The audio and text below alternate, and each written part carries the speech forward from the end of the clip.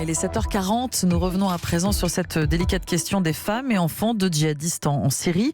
La question de leur rapatriement. Une dizaine de familles attaquent Jean-Yves Le Drian devant la Cour de justice de la République pour omission de porter secours. Votre invité Mathieu Béliard, c'est la sœur d'une de ces femmes en Syrie, la tante d'un enfant de 3 ans et demi qui vit là-bas. Et c'est un prénom d'emprunt pour l'interview, je le précise. Bonjour Linda. Bonjour Mathieu. Jean-Yves Le Drian s'est défendu de toute inaction. Il souligne que sa priorité reste le retour des mineurs orphelins ou isolés. Alors je ne reviens pas sur toute l'histoire de votre sœur ce matin, maman d'un enfant de 3 ans et demi, simplement sur son départ pour rejoindre le territoire tenu par l'État islamique en 2014. Elle n'avait pas d'enfant à ce moment-là. Elle est partie avec un homme qu'elle a épousé en secret, c'est bien cela ? Alors son mariage, en fait, elle nous l'avait caché. Elle nous l'avait juste annoncé comme ça, en nous disant qu'elle s'était mariée. Et ensuite, son départ, en fait, on était au courant de rien. Elle m'a juste envoyé un message un jour en me disant je suis à Mossoul. Alors moi, au début, j'ai pensé que c'était une blague. Et malheureusement, non, c'était pas une blague, c'était vrai. Le petit est né là-bas. Hein. Oui, et je l'ai jamais connu, étant donné qu'il est né là-bas. Mais en même temps, j'ai l'impression de tout savoir de lui parce que elle m'a toujours raconté au fur et à mesure son évolution, comment il grandissait, en nous envoyant des photos, en me disant ce qu'il aimait, ce qu'il aimait pas. Comme d'ailleurs la plupart des familles, au début on avait des nouvelles presque tous les jours même. Hein. Et il avait 2 mois quand son père est décédé. Et aujourd'hui il a 3 ans et demi.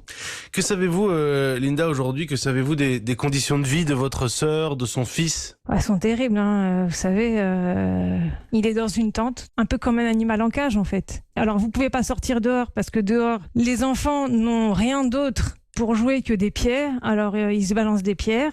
Vous avez un soleil de plomb mais qui vous terrasse. Vous n'avez pas de jouets. Ma sœur, elle me quémande des livres en français. Des livres d'histoire à raconter à son fils, des livres de comptines, des livres pour lui faire un peu la classe.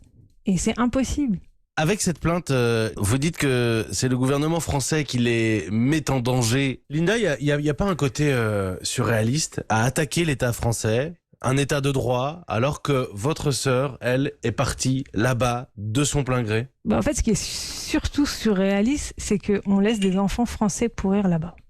Pour un pays qui se dit de droit, je trouve que le droit, là, on l'a bien caché au fond du placard. Ces femmes qui sont parties avec des enfants ou alors qui les ont eus sur place, elles se sont mises en danger elles-mêmes. C'est pas Jean-Yves Le Drian, Linda.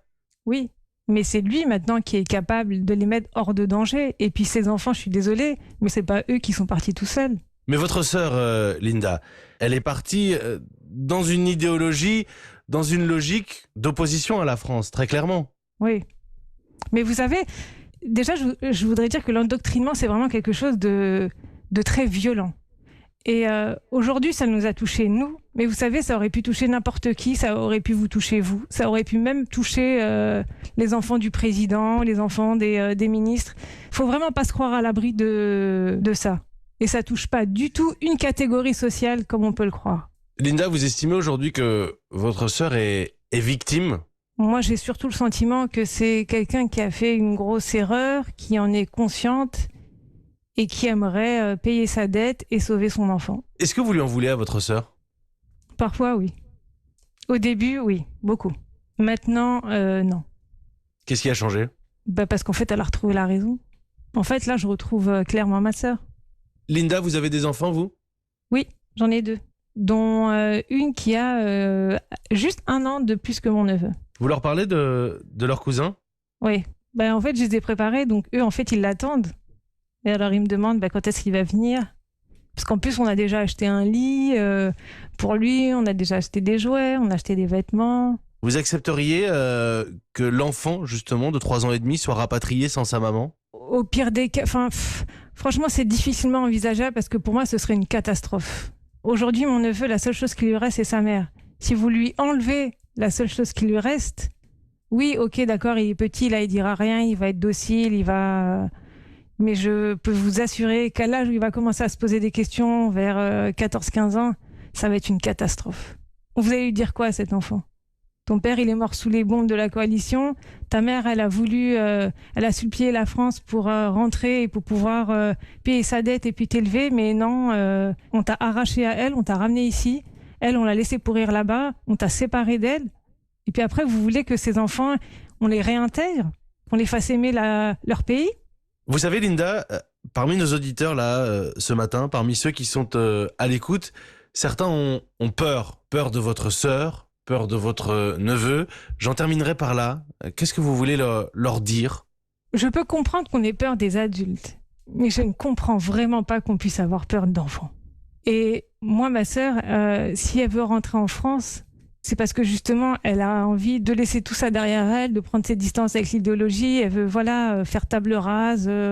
Vous savez, ma sœur, dans le camp, comme pas mal de Françaises d'ailleurs, elles prennent des risques, vous savez, à dire qu'elles veulent être rapatriées.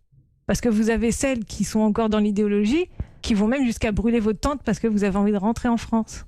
Là, ma sœur, elle a vraiment le sentiment d'être laissée tomber par tout le monde, en fait. Et qui n'a pas le droit à l'erreur, monsieur. Merci Linda. Merci à vous de m'avoir donné la parole. Merci d'avoir bien voulu témoigner sur Europe 1. Je rappelle que vous faites partie de ces familles qui s'attaquent au ministre Jean-Yves Le Drian auprès de la Cour de justice de la République pour omission de porter secours, que vous avez votre sœur et donc votre neveu de 3 ans et demi en Syrie. Merci beaucoup Linda.